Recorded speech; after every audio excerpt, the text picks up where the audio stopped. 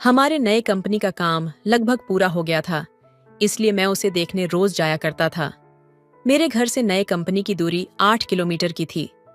एक दिन मैं वहां काम देखने गया तो सामने रहने वाली भाभी मुझे अक्सर अपना दोनों संतरे दिखाकर पानी पिलाने के लिए बुलाती थी। उनके बुलाने पर मैं एक दिन उनके घर चला गया। उस दिन उन्होंने मुझसे बहुत ही गर्म अंदाज में बात की थी। उन्होंने अपनी कपड़े भी कुछ अलग तरह से पहनी हुई थी। जैसे ही मैं घर में दाखिल हुआ, उन्होंने मुझे चाय के लिए पूछा। मैंने कहा कि मैं चाय नहीं पीता हूँ, मैं कुछ और पीता हूँ, लेकिन उन्होंने जबरदस्ती अपना वो नीचे वाली आयुर्वेदिक चाय पिला दी। जब उन्होंने चाय दी तो मेरे पैंट के चैन पर हल्का सा हाथ फेर दिया। उस वक्त मुझे कुछ अलग ही महसूस हुआ। मैंने इसे मजाक समझा, लेकिन भाभी की जवानी मुझे कुछ और ही कह रही थी। मेरी भाभी मुझे मेरे जिंदगी का पहला अनुभव देने वाली थी। वह मैंने कभी सपने में भी नहीं सोचा था। तब उन्होंने कहा, तुम आज सही वक्त पर आए हो। आज घर पर कोई नहीं है। मैं तुम्हारी थोड़ी मदद चाहती हूँ। लेकिन मदद के बहाने भाभी मुझे अपने बेडरूम में ले गई और मेरा कमर पकड़कर बोली, आज मैं तुम्हें कुछ नया अनुभव देना चाहती हूँ। ऐसा कहते हुए उन्होंने मेरे साथ, दोस्तों, आपसे हाथ जोड़कर विनती है कि मेरे चैनल को जरूर सब्सक्राइब करें। तो चलिए जल्दी से कहानी सुनाते हैं। मेरा नाम अनुज है और मेरी उम्र 24 साल है। हमारी आर्थिक स्थिति बहुत अच्छी नहीं थी, लेकिन अपनी मेहनत के दम पर मैंने काफी पैसे कमाए थे। इसलिए मैंने अपने माता पिता को एक छोटे से घर से निकालकर एक बड़े बंगले में लाने का सपना देखा था। मैं एक नया कंपनी में काम करा रहा था। काम लगभग पूरा हो गया था, इसलिए मैं अक्सर वहां जाने लगा। एक दिन मैंने देखा कि सामने रहने वाली 35 साल की महिला मुझे लगातार देख रही थी। मैं अपने काम में व्यस्त था, लेकिन जब भी मेरी नजर पड़ती मुझे महसूस होता कि वो मुझे निहार रही है। एक दिन उसने इशारे से मुझे बुलाया। जब मैं उसके पास गया तो उसने कहा, क्यों साहब जी, हमारे नए पड़ोसी कब बनोगे? तुम्हारे कंपनी का काम कब तक पूरा होगा? इस तरह से हमारी जान पहचान हो गई। उसका नाम प्रिया था। मैंने उसे पहली बार भाभी कहकर बुलाया। प्रिया मुझे बार बार देखती रहती थी। हमारे घर के सामने ही उसका घर था, लेकिन वह बहुत साधारण था। उसका रहन सहन भी बहुत साधारण था। वह हमेशा साड़ी में रहती थी, क्योंकि हम भी कुछ दिनों बाद वहां रहने वाले थे। मैं उससे कभी कभी बातें किया करता था, क्योंकि वह हमारी पड़ोसी थी। उसके बाद मुझे उससे बात करने में बिल्कुल भी दिलचस्पी नहीं होती थी, क्योंकि मैं 24 साल का लड़का था और वह 30 साल की महिला थी। एक दिन जब घर का काम चल रहा था, मैं वहीं कुर्सी डालकर बैठा हुआ था। उसी समय आई और सामने से हंसकर बोली कि मैं सुबह से देख रही हूं, आप अपने काम में काफी ध्यान दे रहे हो।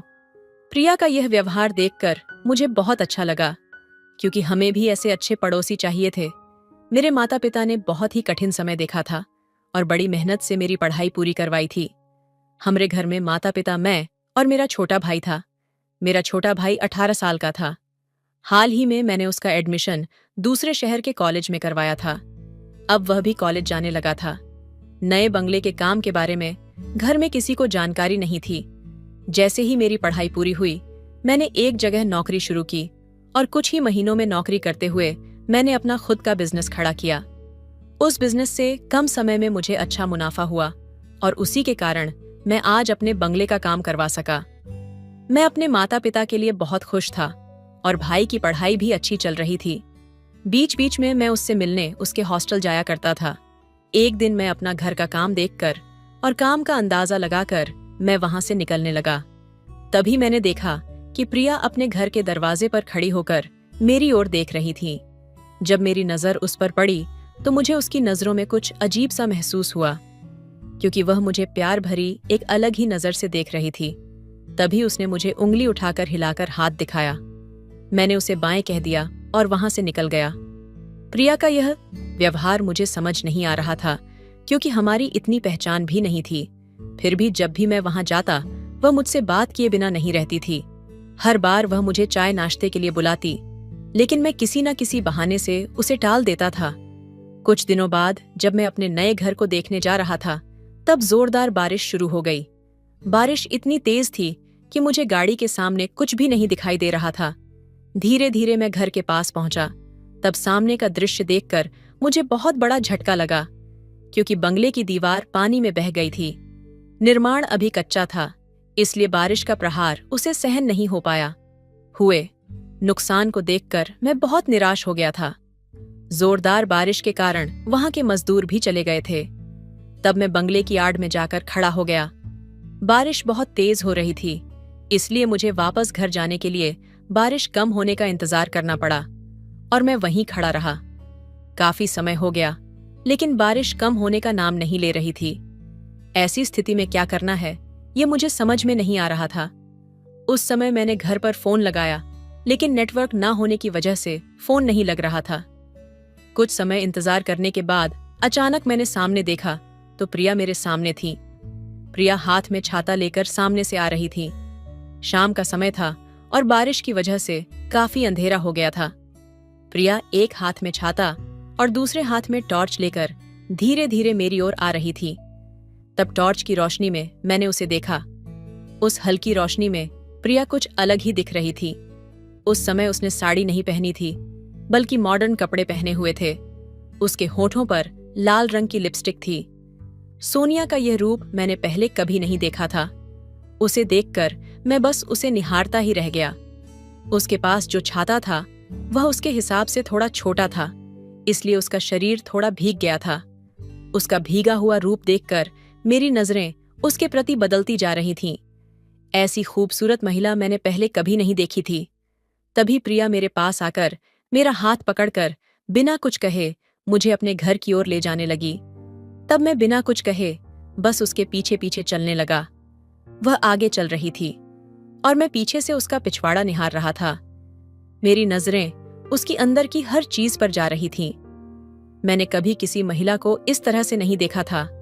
आज मुझे क्या हो रहा था पता नहीं। प्रिया का वह रूप और उसका रूप का साथ दे रही बारिश जोरदार तरीके से मेरे मन पर असर कर रही थी। मेरा दिल बेचैन होने लगा था। मैं खुद पर काबू नहीं रख पा रहा था। मेरे पूरे शरीर में गुदगुड़ी हो रही थी। ऐसा लग रहा था मानो मैं किस नशे में खो गया हूं। तभी प्रिया ने मुझे आवाज दी। उसकी आवाज सुनकर मुझे होश आया। उसने कहा, मोहन, तुम ऐसे इतनी बारिश में क्या कर रहे हो? इतनी तेज बारिश में इस तरह रुकना ठीक नहीं है। तब मैंने उससे कहा कि मैं बारिश का कम होने का इंतजार कर रहा था, क्योंकि मुझे घर जाने में बहुत देर हो गई है, लेकिन इतनी तेज बारिश की वजह से मैं यहां ही रुक गया। तब प्रिया ने कहा, मोहन, मैं तुम्हारी पड़ोसी हूं, तुम मेरी मदद ले सकते हो। पड़ोसी मुश्किल वक्त में काम नहीं आएंगे तो कब आएंगे? जब मैं मुस्कुराया तो उसने कहा कि यह घर अपना ही है, ऐसा ही समझो। उससे बात करते हुए मैं नजरें झुकाकर बात कर रहा था, लेकिन जब मैंने सर उठाकर उसकी तरफ देखा तो मुझे उसके सौंदर्य रूप को देखकर अंदर कुछ अलग ही महसूस हुआ। उसकी सुंदरता बहुत मनमोहक थी और वो मेरे दिल को बहुत पसंद आई। लेकिन मैंने खुद को संभाला, क्योंकि मुझे पता था कि प्रिया की शादी तो जरूर हो चुकी होगी। उस वक्त मैंने उससे कहा, आंटी, आपने मेरी मदद की, इसके लिए धन्यवाद। तब प्रिया ने कहा, मोहन, मुझे आंटी मत कहो। अभी अभी मेरी शादी हुई है। मेरे पति कुछ दिनों के लिए बाहर काम पर गए हैं, इसीलिए मैं यहाँ पर अकेली हूँ, और आगे से मुझे आंटी कहकर मत पुकारना। हमारे बीच उम्र का थोड़ा सा ही तो अंतर है। और हाँ, आगे कभी मदद की जरूरत हो तो मुझे जरूर आवाज देना। मैं भी तुम्हारी मदद करूंगी, और अगर मुझे कभी कुछ मदद चाहिए होगी तो तुम भी मेरी मदद करोगे ना? उस वक्त मैंने उसकी ओर देखा और हाँ में सर हिला दिया। मैं बारिश में थोड़ा भीग गया था और मुझे ठंड भी लग रही थी। मैं कांप रहा था। तभी प्रिया ने मेरा शर्ट उतारने की कोशिश की। उसके स्पर्श से मेरे शरीर में एक अजीब सी लहर दौड़ने लगी। मुझे वह अच्छा भी लग रहा था और विश्वास भी नहीं हो रहा था। मैं उस समय दुविधा में था, समझ नहीं पा रहा था कि क्या करूं। मुझे वह बातें अच्छी भी लग रही थीं और उसका का स्पर्श मेरे लिए नया था, इसलिए मैंने प्रिया को रोका। उसके व्यवहार के बारे में मैंने उससे बात की। तब उसने कहा, मोहन, बिल्कुल चिंता मत करो, तुम्हारा शर्ट पूरा गीला हो गया है, इसलिए तुम्हें ठंड लग रही है। मैं तुम्हें अपने पति का एक शर्ट लाकर दे देती हूँ, उसे पहन लेना। शर्ट लाकर देने तक तो ठीक था, लेकिन जब उसने मेरा शर्ट उतारने की कोशिश की तो मुझे थोड़ा अजीब लगा। मैंने उससे दूरी बनाते हुए 2 कदम पीछे हट गया। उसने मुझे अपने पति का एक शर्ट लाकर दिया, लेकिन वह शर्ट मुझे बिल्कुल भी फिट नहीं आ रहा था। उसने कुछ और शर्ट लाकर दी, लेकिन उनमें से कोई भी मुझे ठीक से फिट नहीं हो पा रही थी। तब मैंने उससे कहा, अगर आपके पास कोई कंबल हो तो वह मुझे दे दीजिए, वह काफी होगा मेरे लिए। तब प्रिया ने मुझे एक कंबल लाकर दिया। मैं उस कंबल को लेकर उसके घर के सोफे पर बैठ गया। जब मैंने घड़ी में देखा तो रात के 12 बज रहे थे। मुझे घर जाने में बहुत देर हो गई थी। तभी प्रिया मेरे लिए गरम गरम सूप लेकर आई। उसने कहा, मोहन, ये सूप पी लो, तुम्हें अच्छा लगेगा। मैंने उसके हाथ से सूप लिया। प्रिया का स्वभाव मुझे बहुत पसंद आ रहा था। मुझे नहीं पता था कि पड़ोसी इतने अच्छे हो सकते हैं। मुझे थोड़ी भूख भी लगी थी, इसलिए सूप पीने के बाद मुझे थोड़ी राहत महसूस हुई। सूप पीते वक्त प्रिया मेरे सामने बैठी थी। मेरा ध्यान बार बार उसकी ओर जा रहा था। उसकी सुंदरता देखकर मैं पूरी तरह से बेचैन हो गया था। इसी दौरान प्रिया ने मुझसे कहा, मोहन, अब तुम्हें घर जाने में काफी देर हो जाएगी, इसलिए आज की रात तुम मेरे पास ही रुक जाओ। और हाँ, किसी भी चीज की चिंता मत करो, मैं तुम्हारा पूरा ध्यान रखूंगी। प्रिया के एक एक शब्द अब मेरे कानों में जैसे मधु की तरह पड़ रहे थे, क्योंकि उसकी आवाज बहुत मीठी थी। उसे देखकर मुझे ऐसा लग रहा था कि मेरी पत्नी भी उसकी तरह ही होनी चाहिए। उस समय जब मैं यह सब सोच रहा था, प्रिया मेरे पास आई। उसने एक हाथ मेरे कंधे पर रखा और दूसरा हाथ मेरे बालों पर फिराने लगी। उसने कहा, तुम्हारे बाल भी बहुत गीले हैं। वह मेरे बालों का पानी पोंछ रही थी। प्रिया का स्पर्श मुझे अब बहुत अच्छा लग रहा था, लेकिन दूसरी तरफ मेरे मन में यह बात भी थी कि प्रिया शादीशुदा है। उसने मेरी मदद की है, इसलिए मुझे उसका गलत फायदा नहीं उठाना चाहिए। इसलिए मैंने प्रिया से कहा, मुझे तुम्हारे पास रुकना सही नहीं लग रहा, लेकिन फिर भी आज की रात में रुक जाऊंगा और सुबह जल्दी अपने घर चला जाऊंगा। बारिश भी रुकने का नाम नहीं ले रही थी और एक तरह से बारिश ने ही हमारी इस मुलाकात का कारण बना दिया था। मैं इसे प्रिया की मदद समझ रहा था, लेकिन प्रिया मेरे साथ रात को कुछ ऐसा करने वाली थी जो मेरे जीवन का पहला अनुभव होने वाला था। प्रिया ने मुझे अपने बेडरूम में सोने के लिए कहा। आज दिन भर मैं बहुत थका हुआ था, इसलिए मुझे तुरंत नींद आ गई। जब सुबह मेरी आंख खुली तो मैंने देखा कि प्रिया मेरे बगल में सो रही थी। उसका हाथ मेरी छाती पर था। उसे इस तरह अपने पास देखकर मैं थोड़ा दूर हो गया। वो रात की स्थिति में थी और उसी स्थिति में मेरे बगल में आकर सो गई थी। मुझे गहरी नींद लगने के कारण पता नहीं चला कि वह मेरे पास कब आकर सोई थी। जैसे ही मैं उठा, प्रिया भी जाग गई। तब मैंने उससे कहा, प्रिया, यह क्या बेहूदगी काम है? तुम मेरे पास आकर क्यों सोई? तब प्रिया ने कहा, मैं बाहर सोफे पर सोई थी, लेकिन हॉल में मुझे बहुत ठंड लग रही थी, इसलिए मैं तुम्हारे पास आकर सो गई। तब मैंने अपना शर्ट ढूंढना शुरू किया। मेरे शरीर पर तब शर्ट नहीं था। मुझे हॉल में मेरा शर्ट दिखाई दिया। मैं अपनी शर्ट पहनकर जल्दी से उसके घर से निकल गया और अपनी गाड़ी में बैठकर अपने घर पहुंचा। घर पहुंचकर मैंने अपने माता पिता से कहा कि रात को बारिश हो रही थी, इसलिए मैं हॉल में ही थोड़ा रुक गया था। नहाने के लिए जब मैं बाथरूम में गया और शर्ट उतारी तो मैंने आईने में जो देखा उसे देखकर मेरे पैरों तले जमीन खिसक गई। मैंने ध्यान से देखा तो मेरी छाती पर लिपस्टिक के निशान थे और मेरी पेंट भी थोड़ी ढीली थी। मुझे समझ नहीं आ रहा था कि प्रिया ने यह सब मेरे साथ कब किया। मेरे मन में ढेर सारे सवाल उठने लगे।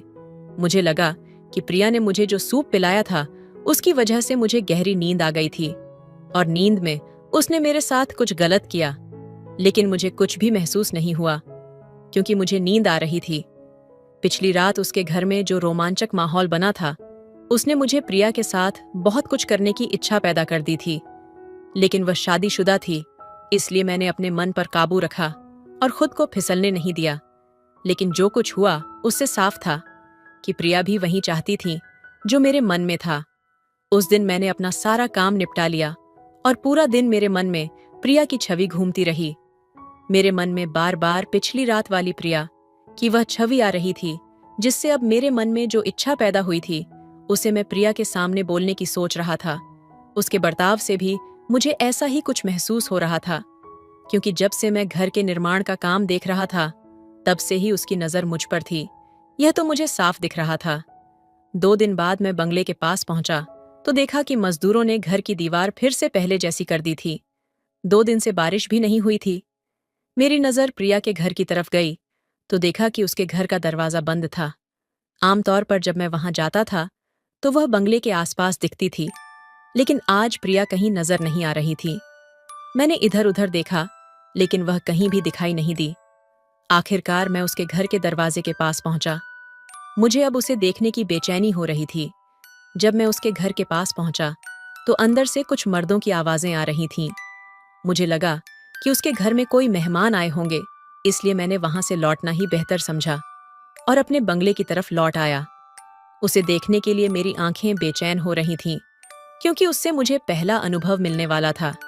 उस दिन शाम तक मैंने प्रिया का इंतजार किया, लेकिन प्रिया घर से बाहर नहीं आई। तब मैं घर की ओर जाने लगा।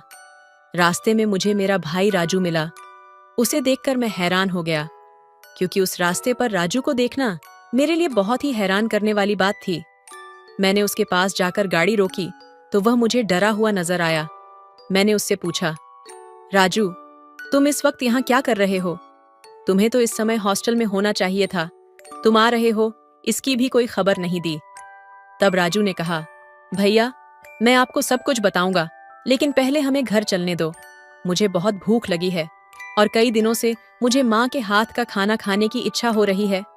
राजू की बात सुनकर मैंने उसे गाड़ी में बिठाया और घर आकर उसने खाना खाया और तुरंत सो गया। उस रात भी मुझे नींद नहीं आ रही थी। मैं बार बार करवटें बदल रहा था। तभी अचानक राजू अपनी जगह से उठकर कहीं और जाने लगा।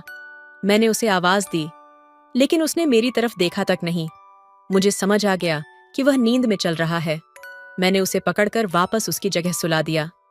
अगले दिन मैंने ठान लिया कि कुछ भी हो जाए, मैं प्रिया से मिलूंगा, क्योंकि उसे बिना मिले मुझे चैन नहीं मिल रहा था। मैं फिर से बंगले के पास पहुंचा और काम कितना हुआ यह देखने लगा। तभी अचानक प्रिया वहां आ गई। आज वह साधारण साड़ी में आई थी, लेकिन उसे देखकर मुझे पिछली रात की उसकी वही छवि दिख रही थी। आज साड़ी में सोनिया बहुत ही सुंदर लग रही थी, जिस तरह से वह उस रात मुझे दिख रही थी। मुझे प्रिया अब दिल से पसंद आने लगी थी। मैं उसके ख्यालों में डूबने ही वाला था कि तभी प्रिया बोलने लगी, मोहन, मुझे तुम्हारी थोड़ी मदद चाहिए। क्या तुम मेरे साथ चलोगे? प्रिया को किस चीज में मदद चाहिए? यह तो अब मुझे साफ दिखाई देने लगा था, इसलिए मैंने बिना कुछ सोचे उसे हाँ कह दिया। तब उसने कहा, हमें थोड़ा बाहर जाना है, तो तुम मेरे साथ चलो और हम लोग मेरी स्कूटी से वहां जाएंगे। मैं तैयार हो गया। कुछ देर बाद प्रिया तैयार होकर आई, और जब वह तैयार होकर आई तो मैं उसे देखता ही रह गया। मैं उसके साथ स्कूटी पर बैठा और हम निकल पड़े। कुछ समय बाद हम एक चौल के पास पहुंच गए। वह चौल काफी बड़ी लग रही थी। मैंने प्रिया से पूछा, प्रिया, तुम मुझे कहाँ लेकर आई हो? तब प्रिया ने कहा, मेरे घर के पास मेरी थोड़ी इज्जत है, इसलिए मैं तुम्हें यहाँ लेकर आई हूँ। यहाँ मेरी एक सहेली का कमरा है। प्रिया मुझे कमरे पर ले जाने वाली थी, यानी आज मेरे मन में जो इच्छा थी वह 100% पूरी होने वाली थी। यही सब सोचकर मैं उसके पीछे चल पड़ा। स्कूटी से उतरकर प्रिया चलने लगी और मैं उसके पीछे जा रहा था। चौल के एक कोने में एक कमरा था। प्रिया उस कमरे में गई और मैं भी अंदर चला गया। कमरे में देखा तो वहां एक बिस्तर था और उसके बगल में एक पानी का मटका रखा था। तब प्रिया बिस्तर पर जाकर बैठ गई। कमरे की हालत देखकर मुझे लग रहा था कि वहां बहुत अंधेरा और शांति थी, लेकिन मेरा पूरा ध्यान एक ही चीज पर था और मैं उसे जल्द से जल्द अनुभव करना चाहता था। मैं बिस्तर पर बैठ गया। अगले ही कुछ पलों में कमरे में 4 हट्ट-कट्टे लोग आ गए। उन्हें देखकर मैं थोड़ा असमंजस में पड़ गया कि यहाँ क्या हो रहा है। मैंने देखा कि उन 4 लोगों में से 2 के पास कैमरे थे और तभी कमरे में बड़ी लाइट जल गई। कमरे में काफी बड़ी लाइट्स थीं। मैंने प्रिया से पूछा, प्रिया, ये सब क्या हो रहा है? लेकिन प्रिया कुछ भी बोलने के लिए तैयार नहीं थी। उसने अपने मुंह पर स्कार्फ बांधा हुआ था। मैं उससे यह सब पूछ ही रहा था कि तभी एक मोटी और भारी भरकम महिला वहां पर आई और मेरे पास आकर बैठ गई। एक तरफ प्रिया थी और दूसरी तरफ वह महिला। मैंने जोर जोर से चिल्लाकर पूछा, यहां क्या चल रहा है? तब उन 4 में से एक ने कहा, तुम कितना भी जोर से चिल्ला लो, इस कमरे से बाहर कोई आवाज नहीं जाएगी। तब मैं समझ गया कि मेरे साथ कुछ बुरा होने वाला है। तभी उनमें से एक व्यक्ति ने एक बड़ा सा रामपुरी चाकू निकाला और मेरी तरफ बढ़ा दिया। उस समय मैं बहुत डर गया था। उस व्यक्ति ने कहा, अब तुम्हें वही करना होगा जो हम कहेंगे, नहीं तो तुम्हें अपनी जान से हाथ धोना पड़ेगा। मैं बहुत घबरा गया था। मुझे समझ आ गया था कि मैं गलत चीज में फंस चुका हूं। मैंने अपनी इच्छा पूरी करने के लिए प्रिया का पीछा किया था, लेकिन यह बात अब मेरी जान तक पहुंच गई थी। इसके बाद प्रिया और उस महिला ने मेरे साथ अनुचित हरकतें करनी शुरू कर दी और कैमरे वाले लोग पूरा शूट कर रहे थे। मुझे समझ आ गया था कि मुझे फंसाया गया है। तभी कमरे का दरवाजा खटखटाया गया। जब दरवाजा नहीं खोला गया तो वह बाहर से तोड़ दिया गया। प्रिया पुलिस को देखकर बुरी तरह से डर गई थी। पुलिस ने उन सभी लोगों को गिरफ्तार कर लिया। यह एक गैंग थी जो महिलाओं द्वारा जाल में फंसावाकर कम उम्र के लड़कों से लाखों रुपए की मांग करवाती थी। प्रिया ने मेरे छोटे भाई के साथ भी यही किया था और वह इसका शिकार बन चुका था। इसलिए प्रिया को फंसाने के लिए हमने यह प्लान बनाया था। राजू ने मुझे उसके साथ हुई सारी बातें बताई थीं। उसने बताया कि हॉस्टल से घर आते समय प्रिया ने उसे भी अपने झांसे में फंसा लिया था। असल में प्रिया उसका असली नाम नहीं था। प्रिया और उसकी टोली कम उम्र के लड़कों को धोखा देकर लूटने का काम करती थी। मैंने पुलिस को इस बारे में जानकारी दी और जाल बिछाकर उस टोली को गिरफ्तार करवाया। प्रिया ने उसी तरह से राजू का भी वीडियो बनाया था और उससे लाखों रुपए की मांग की थी। राजू ने कुछ पैसे भी दे दिए थे, लेकिन वे इतने पर भी नहीं रुके। वह राजू को ब्लैकमेल कर रहे थे कि अगर उसने और पैसे नहीं दिए तो वह उसका वीडियो वायरल कर देंगे। रात को जब मैं राजू को घर लेकर आया था, तब आधी रात में वह एक कोने में बैठकर रो रहा था। तब मैंने उसे विश्वास में लेकर सारी बातें पूछी थीं। उसने हिम्मत जुटाकर मुझे यह सब बताया। उसी की हिम्मत की वजह से मैं प्रिया का पर्दाफाश कर पाया। हमारे बंगले के सामने जो उसका घर था, वो उसने किराए पर लिया था और वह भी झूठी पहचान दिखाकर। आज मेरे भाई को इस घटना का बहुत बड़ा मानसिक आघात हुआ था। वह अनजाने में ही डिप्रेशन में चला गया था और उसे संभालने में काफी वक्त लगा। प्रिया और उसकी टोली को मैंने अच्छी तरह सबक सिखाया। समय पर यह बात मेरे सामने आ जाने से मैं राजू को बचाने में सफल हो गया। नहीं तो उसके साथ और क्या क्या हो सकता था, इसका मैं अंदाजा भी नहीं लगा सकता। अनजाने में मैंने कई और युवाओं को भी इस तरह के धोखाधड़ी से बचाया था। प्रिया और उसकी टीम की खबर सामने आते ही कई युवाओं ने कबूल किया कि उनके साथ भी इस तरह की घटनाएं हुई थीं। दोस्तों, किसी के मीठे शब्दों में आकर तुरंत भरोसा न करें और अनजान लोगों पर जल्दी से विश्वास न करें, क्योंकि आपकी मासूमियत का फायदा उठाने के लिए ऐसे बहुत से लोग तैयार बैठे हैं। इसलिए सतर्क रहे ताकि आपकी स्थिति राजू जैसी ना हो। तो दोस्तों, यह थी आज की कहानी। आपकी क्या राय है? इस कहानी पर हमें कमेंट में जरूर बताएं। मेरे जेठ 42 साल के हो चुके थे, लेकिन फिर भी वह कुंवारे थे। मुझे और मेरे पति को और हमको एक साथ देखकर जेठ जी हमेशा तड़पते रहते थे। जब भी मेरा पति कहीं बाहर जाता तो मौका पाकर भाई साहब मुझे अपने कमरे में बुला लेते या फिर देर रात तक मेरे कमरे में आ जाते। एक बार भाई साहब ऑफिस से देर रात घर आए। आते ही वह अपने कमरे में जाकर कंबल ओढ़कर सो गए। तब उनकी सेवा करने के लिए मैं उनके कमरे में गई। उस समय उन्होंने मुझे अपने पास बुलाया था।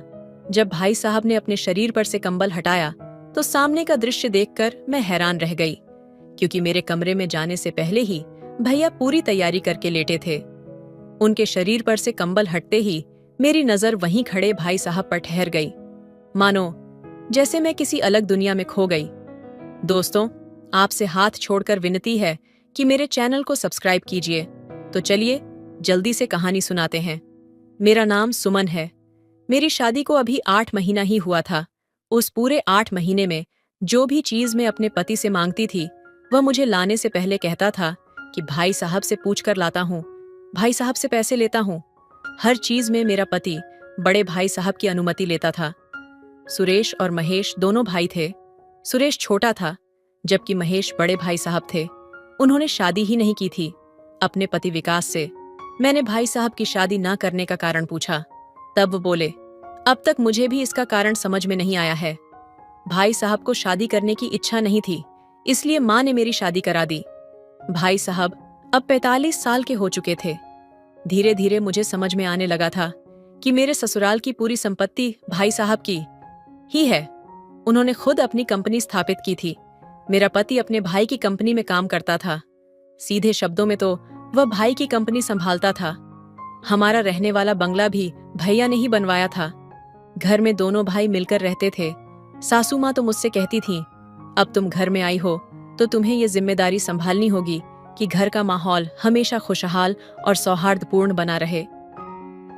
सासू माँ की बातों से मुझे यह आभास होने लगा कि भैया ने अपने जीवन को पूरी तरह से परिवार के लिए समर्पित कर दिया था।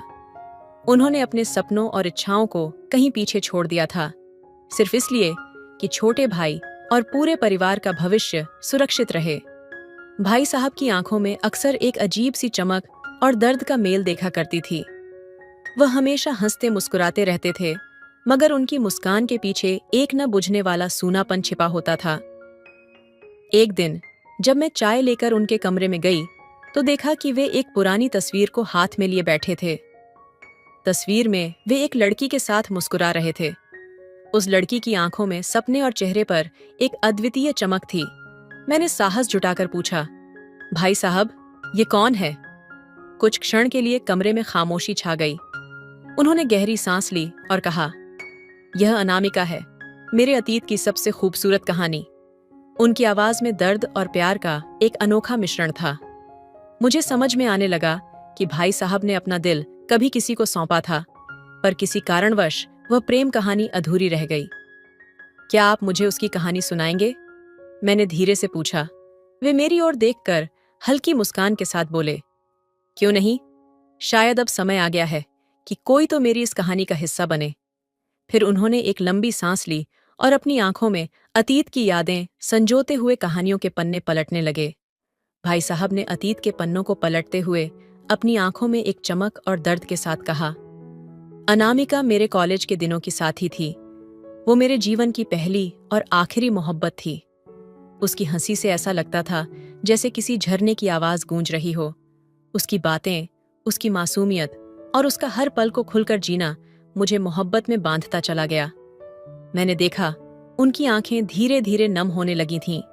उन्होंने बात जारी रखी, हम दोनों ने सपने देखे थे, एक साथ घर बसाने के, अपने परिवार के संग एक खुशहाल जीवन बिताने के, लेकिन नियति को शायद कुछ और ही मंजूर था। अनामिका के पिता की अचानक मृत्यु हो गई और उनका परिवार कर्ज में डूब गया। उसे मजबूरन अपने परिवार के लिए एक अमीर व्यापारी से शादी करनी पड़ी। वो मुझसे मिलने आई थी आखिरी बार। उसकी आंखों में सिर्फ एक ही सवाल था, क्या मैं अपने परिवार के लिए अपनी मोहब्बत कुर्बान कर दूं? मैंने उसका जवाब नहीं दिया, बस उसकी आंखों में ताकता रहा। वो समझ गई और उसने अपनी जिम्मेदारी चुनी। भाई साहब की आवाज भर्रा गई। वे चुप हो गए और फिर बोले, उस दिन के बाद मैं अपनी मोहब्बत को भुला नहीं पाया। मैंने खुद को काम में डुबो दिया, अपना सब कुछ अपने परिवार और तुम्हारे पति की सफलता के लिए झोंक दिया।